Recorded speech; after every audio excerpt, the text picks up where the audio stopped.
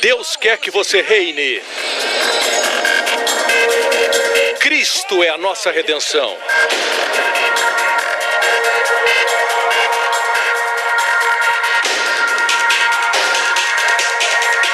Deus é justo e faz o pecador justo.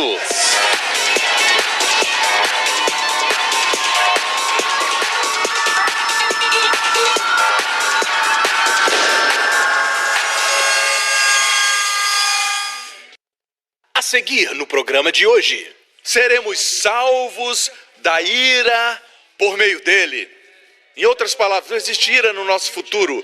Para o Filho de Deus, a ira ficou para trás, a punição ficou para trás, até mesmo a morte ficou para trás. Você ressuscitou em Cristo, amém? E hoje você está firmado no Cristo ressurreto.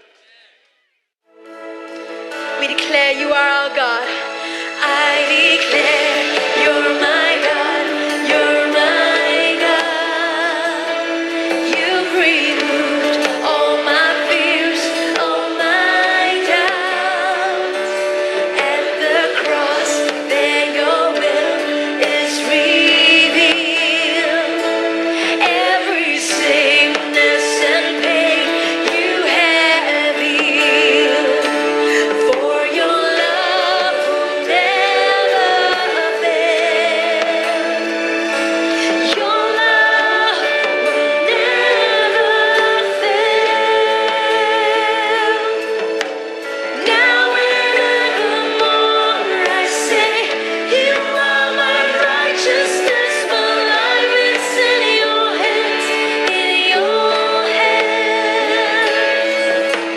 Now and evermore I say, I am forgiven much. Your mercy knows no end, knows no end, it knows no end. Your mercy stretches to the heavens. Lord, call on your name. Lord, I call on your name, on your name. You've removed all my sins, all my shame. By your grace, in your arms, I am found. Dearly loved, and with goodness I'm crowned. For your love will never fail. That's right, church, declare it. Your love will never fail. Now and evermore I say, you are my righteousness, my life is in your hands, in your hands. Now and evermore I say, I am forgiven much. Your mercy knows no end, knows no end. Now and evermore I say, you are my righteousness, my life is in your hands, in your hands. Now and evermore I say, I am forgiven much. Your mercy knows no end, knows no end, it knows no end. Hoje com o pastor Joseph Prince. O motivo por que Cristo ressuscitou dos mortos foi para nos declarar justos. Amém? A Bíblia diz que Cristo foi entregue por nossos pecados. Em outras palavras, foi porque nós pecamos. Nós temos pecados. Por isso Cristo foi entregue. Cristo também ressuscitou dos mortos porque fomos declarados justos. Isso não é incrível? Ou seja, Deus não podia ressuscitar Jesus dos mortos até que a obra da cruz fosse concluída? E sobre este fundamento, Deus ressuscitou Jesus dentre os mortos. Não ressuscitou Jesus dentre os mortos porque era seu filho. Não. Ele sempre foi o filho. Ele ressuscitou Jesus dos mortos porque nós fomos declarados justos. Amém? Sempre que eu vou a Israel, Deus fala comigo. Não é uma viagem de peregrinação. Quando estou lá, para onde me viro, eu vejo a Bíblia.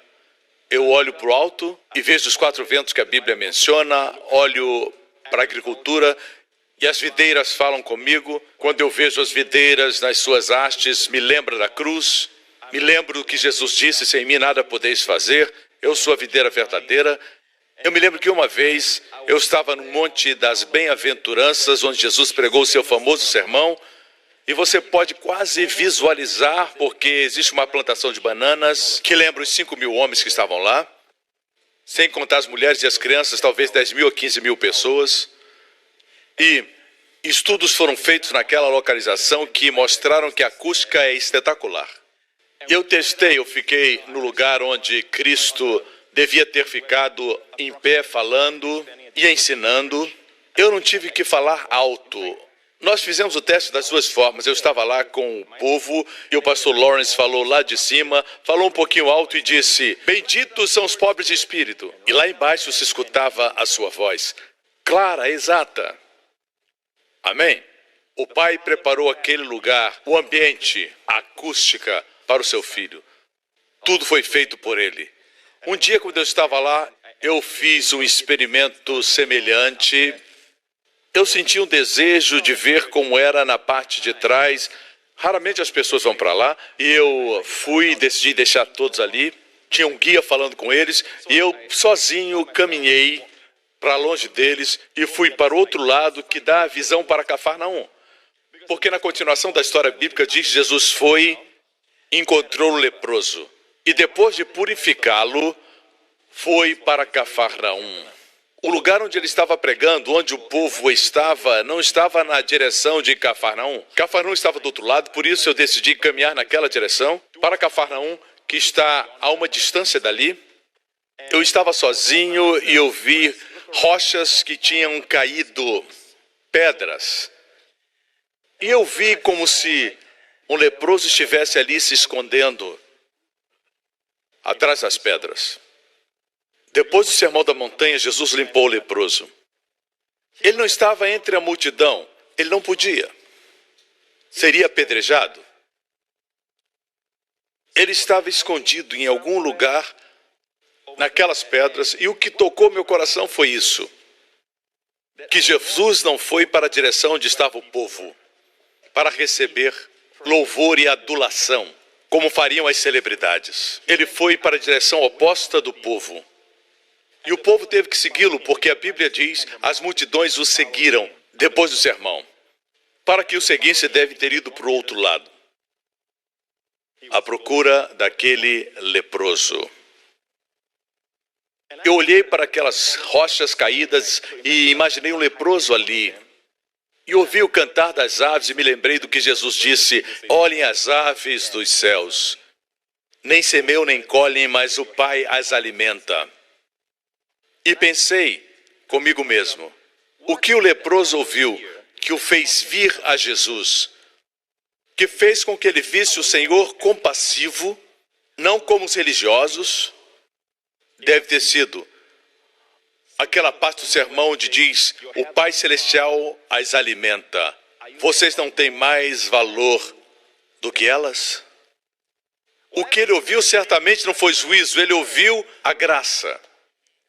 Para que tivesse confiança de vir ao Senhor. Ele tinha certeza que o Senhor poderia curá-lo, mas não sabia se ele iria querer curá-lo nessa situação. Senhor, se o Senhor quiser, pode me limpar. E o Senhor o tocou. Oh, que coisa linda! Eu amo o Senhor Jesus. Ele nos dá mais do que pedimos. O homem não pediu por um toque. Há quanto tempo nenhum humano tocava? Jesus o humanizou. E Jesus disse, eu quero, seja limpo. E quando ele falou isso, a multidão já estava ali quando o homem foi curado. Ele podia estar entre eles. E o capítulo seguinte nos diz, o capítulo seguinte é o Sermão da Montanha, que Jesus estava em Cafarnaum. Você pode perceber na topografia lá exatamente onde ele deveria estar. Coisas assim mexem com meus hormônios espirituais. Você entende? Quando vou a Israel, essas coisas que eu busco. Amém? Se for lá e ouvir um guia contando essa história e narrando com muito entusiasmo e dizendo assim, você imagina um leproso estava ali, lembre-se que foi eu que falei para ele. Amém? Hoje vou compartilhar algo que há muito tempo tenho vontade de compartilhar. Na verdade, toda a parte gráfica foi feita no ano passado, ou 2 anos atrás, mas nunca tive a liberdade para falar. Portanto, aperte os cintos, prepare-se, porque você vai ser grandemente abençoado por essa palavra. As pessoas pensam que a igreja não entende sobre profecias, porque quando ensinamos, muitas pessoas ficam loucas, desajustadas. Mas não é isso que a Bíblia diz. A Bíblia diz sobre profecia em 2 Pedro, capítulo 1, verso 19. Assim temos ainda uma mais firme palavra dos profetas, não uma palavra suspeita ou duvidosa, uma palavra que é incerta, mas uma palavra ainda mais firme dos profetas. E farão bem se a ela prestarem atenção. Nos nossos dias hoje, as pessoas pensam que profecia não é algo confiável e não é uma palavra firme, não devemos enfocar nisso e que não é bom nem prestar atenção nelas. Não vai fazer bem, vai confundir você. Não, isso é contrário às Escrituras. A Bíblia diz que a profecia é a mais firme palavra. E farão bem se a ela prestarem atenção. Como a uma candeia que brilha em lugar escuro até o dia em que clareie e a estrela da alva nasça em seus corações. Se olharmos para as circunstâncias do mundo, elas exigem uma resposta. O que está acontecendo no mundo? E onde estamos nós? Para começar, deixe-me dizer que existem pessoas ensinando coisas que não estão na Bíblia. Eu não estou interessado nisso, quero falar da Bíblia. Grande parte da Bíblia é profecia.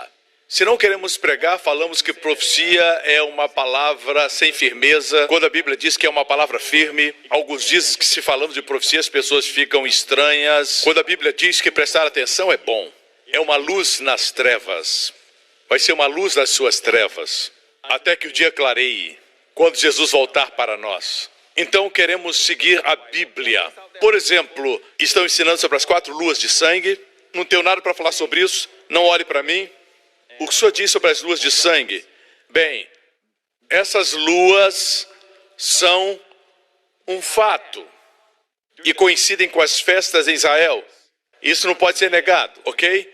Mas o que eu discordo é com a interpretação, ok?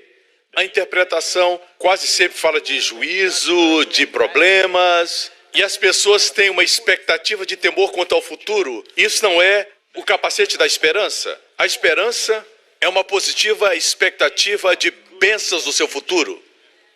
Amém? E dizem, isso vai acontecer com Israel, mas nós não somos Israel. Oramos por Israel, coisas acontecem em Israel enquanto eles continuem rejeitando o Messias. Eles estão parcialmente cegos. Amém? Grande parte das profecias dizem respeito a Israel, mas veja, irmãos, antes de interpretar qualquer um desses sinais, precisa estar firmado em que? Romanos 5:9, muito mais agora fomos justificados por seu sangue, seremos salvos da ira por meio dele. Em outras palavras, não existe ira no nosso futuro. Para o Filho de Deus, a ira ficou para trás, a punição ficou para trás. Até mesmo a morte ficou para trás. Você ressuscitou em Cristo. Amém? E hoje você está firmado no Cristo ressurreto. Você deve ter essa mentalidade. Você já está morto para o pecado. O pecado ficou para trás. O juízo ficou para trás. Você não é perfeito, mas já morreu para o pecado. O pecado não pode ser imputado a você. Está entendendo até agora? A morte está adiante para o descrente, para o Filho de Deus e está atrás. O apóstolo Paulo não esperava a morte, ele esperava o arrebatamento. Paulo escreveu 3 epístolas no Novo Testamento. Se contarmos Hebreus, que acredito que ele escreveu, são 14. E somente em 2 das suas epístolas, ele não mencionou o arrebatamento e a vinda do Senhor. Pense nisso. 2 entre às 14. 2 entre 14. Isso é muito. Quando Paulo escrevia, ele falava sobre a vinda do Senhor. E alguém diz qual é o benefício de falar da volta do Senhor? Amigo, no mundo atual, precisamos dessa esperança. Mas isso é uma fuga. No momento do seu problema, vai precisar dessa fuga. Quando ele voltar, teremos um novo corpo, um corpo que não envelhecerá, nem morrerá. E a Bíblia nos diz em 1 Tessalonicenses, capítulo 4, não queremos que vocês sejam ignorantes, muitos crentes são ignorantes, quanto aos que dormem, quanto aos crentes que já morreram, para que não se entristeçam com os outros que não têm esperança. Se cremos que Jesus morreu e ressurgiu, cremos também que Deus o trará mediante Jesus. Dizemos a vocês pela palavra do Senhor, o arrebatamento não é fruto da imaginação de pregadores do século XIX. Dizem que a palavra rapto é uma palavra que não está na Bíblia, foi usada primeiramente por alguém no século XIX. Deixe-me dizer isso, a palavra trindade também não está na Bíblia, mas a doutrina está, a realidade está. Amém? Deus criou todas as coisas na terra. O Deus triuno, Elohim. Im é plural, Eloá é singular, Deus. Elohim é 3 em 1, trindade. Ele fez esse universo. Todo o universo é, como diz a ciência, feito de espaço, tempo, movimento. Assim, no tempo, já estava a trindade. Passado, presente, futuro. No espaço também está a trindade. Largura, profundidade e altura. Amém? Existe trindade na matéria. Tudo está em 3. Deus fez tudo. Pai, Filho e Espírito Santo. Um Deus. Você é corpo, alma e espírito em uma pessoa, integralmente. Seja um. Eu me sinto assim, mas meu amigo aqui dentro se sente de outra forma. Por favor, seja um. Não existem 3 deuses, amém? Você me acompanha? Diz claramente que o arrebatamento é palavra do Senhor. Vem da palavra grega rapazô, tirar, arrebatar. Matthew Henry, que escreveu um comentário no século XVII, ele menciona o arrebatamento corpóreo quando Jesus voltar. Assim, não é a imaginação de alguém no século XIX. Versículo 15, dizemos a vocês pela palavra do Senhor que nós, os que estivermos vivos e que ficarmos até a vinda do Senhor, certamente não precederemos os que dormem. Pois dada a ordem, com voz de arcanjo e ressoar da trombeta de Deus, o próprio Senhor descerá do céu e os mortos em Cristo ressuscitarão primeiro. Aleluia! 17. Depois disso, os que estivermos vivos, aqui fica desmontada a teoria parcial. A teoria parcial diz que parte da igreja vai ficar, parte vai subir. Você pergunta por quê? Porque não são fiéis. Só os fiéis serão arrebatados. Ah, é? É. Leia a Bíblia. Nós os que estivermos, qual o critério? Vivos. Crentes que estiverem vivos, na hora do arrebatamento, que é iminente, para qualificar você tem que simplesmente estar vivo. Claro, se for crente, se estiver vivo e permanecer vivo. Não diz aqui nós que somos fiéis, nós que vigiamos e oramos, nós que somos mais santos, seremos arrebatados. Diz nós que estivermos vivos. Entenda, uma vez que você é justificado pelo seu sangue, seremos livres da ira. O Senhor resgatará a sua igreja antes de derramar a sua ira. Os 7 anos de tribulação, quando os Estados Unidos da Europa, o restaurado Império Romano, tiveram um novo líder para resolver os problemas do mundo, até mesmo os problemas religiosos. Ele terá um falso profeta e a Bíblia diz que a Europa, que já esteve sob o domínio do Império Romano, será restaurada. Mas não vamos ver isso. Seremos salvos da ira. O Senhor Jesus, quando foi para Nazaré e lhe deram um rolo para que lesse, a Bíblia diz que ele abriu o rolo exatamente em Isaías 61. E ele disse: o Espírito do Senhor está sobre mim para curar o quebrantado, proclamar a liberdade aos cativos. Então ele disse: para pregar o ano aceitável do Senhor, e ele fechou o livro.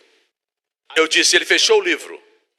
Mas quando lê no livro de Isaías, diz, o ano aceitável do Senhor, o ano do favor de Deus.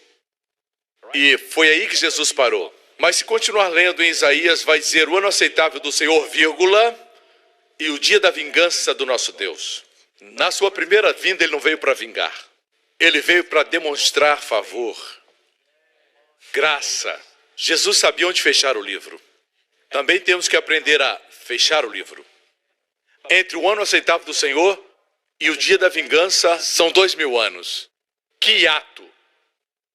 Você me escuta? O dia da vingança virá. Deus vai dizer, basta. O que ele está fazendo? Esperando que o cálice se encha. Essa expressão está na Bíblia. O cálice dos amorreus ainda não está cheio. E quando se encher e Deus trouxer juízo, Deus será glorificado. Amém? Assim existirá juízo no futuro? Sim. Pastor, eu pensei que o senhor pregasse a graça. Somente aqueles que apreciam o juízo e a justiça do Deus Santo, o Deus 3 vezes Santo, podem apreciar a graça que foi demonstrada na cruz. Se não houvesse justiça, não precisaria a cruz. Deus varreria todos os nossos pecados para debaixo do tapete e diria, homens são assim mesmo. Não existe punição, não existe preço. Não, porque Deus é santo, ele tem que punir o pecado, ou então o universo se desintegra. Porque Deus é amor, ele não quer punir pecado no seu corpo. Daí a cruz. Hoje Deus é justo, nos tornando justos. Posso ter um amém? Siga-me. A Bíblia diz claramente que os que estivermos vivos seremos arrebatados juntamente com ele nas nuvens para o encontro do Senhor nos ares. Receberemos o nosso novo corpo. Não teremos medo de altura. Deus primeiro vai transformar e depois arrebatar. Ele não é tão gentil e cortês e amável, porque muitos temos medo de altura. Se subirmos um prédio alto, olharmos para baixo, ficamos tremendo. Mas naquele corpo não teremos mais enfermidades, não teremos espinhas, nem enfermidades, nem envelhecimento. Não vamos mais dormir quando o pastor estiver pregando. Amém. Nesse corpo seremos jovens, seremos energéticos, seremos fortes. E será para sempre, meu amigo. Não vai ficar flutuando, desencarnado. Terá um corpo como o corpo de Jesus. Depois que Jesus ressuscitou dos mortos, ele comeu. Ele comeu com os discípulos. Assim, com um novo corpo, ainda vamos poder comer.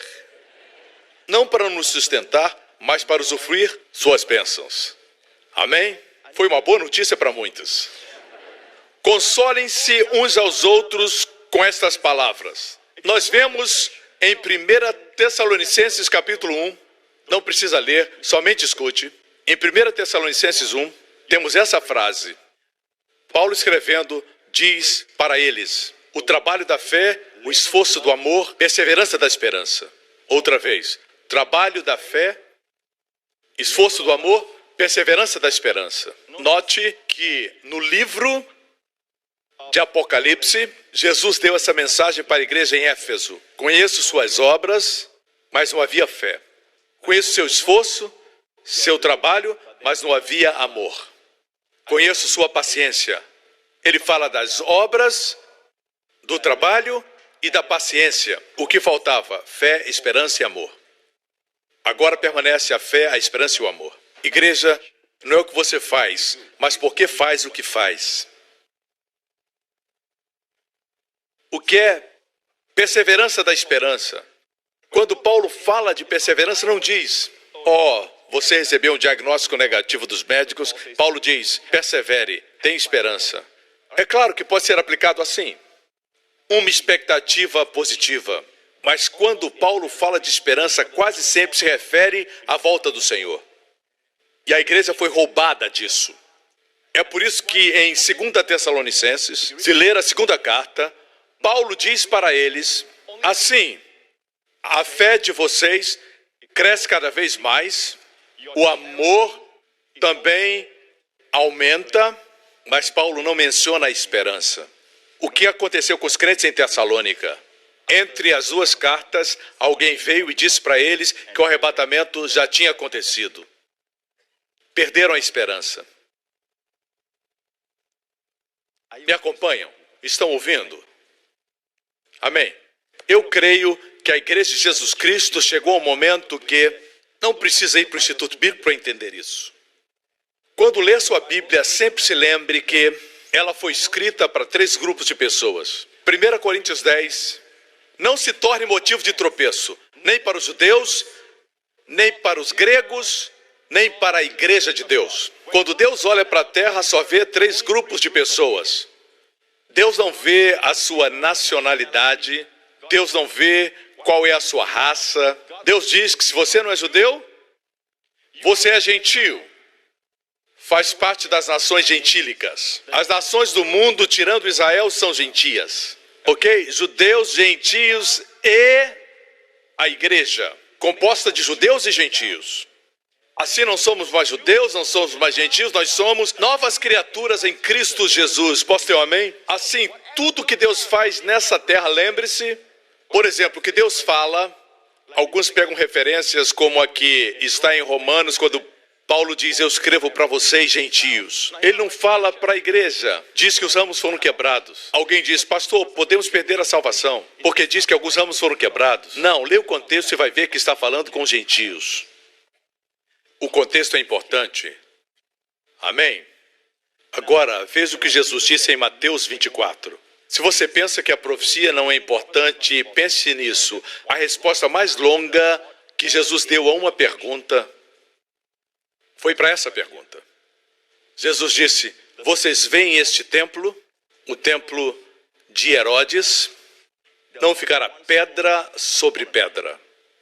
Ele estava caminhando com os discípulos e a Bíblia diz que Pedro, Tiago e André vieram a ele e perguntaram, Senhor, quando se darão essas coisas? Sabemos que aconteceram no ano 70. E depois perguntaram, qual será o sinal da sua vinda e do final do mundo? Isso fala do nosso tempo. Existem 3 perguntas aqui. Foi em Mateus 24. Então ele dá uma das mais longas respostas para uma pergunta e foi uma profecia. E você ainda pensa que profecias não são importantes. Amém? No próximo programa, A sabedoria é o temor ao Senhor. Que este temor livre você de todos os outros temores. Amém, igreja?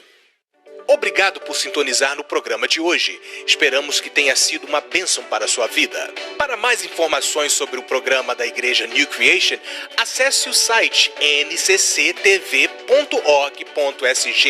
Lá você poderá se inscrever para receber um devocional diário do pastor Joseph Prince. Seja incentivado e fortalecido todos os dias e saiba o quanto Deus lhe ama através desses devocionais. Acreditamos que seu dízimo pertence à igreja que você frequenta e oramos para que você seja grandemente abençoado, altamente favorecido e profundamente amado.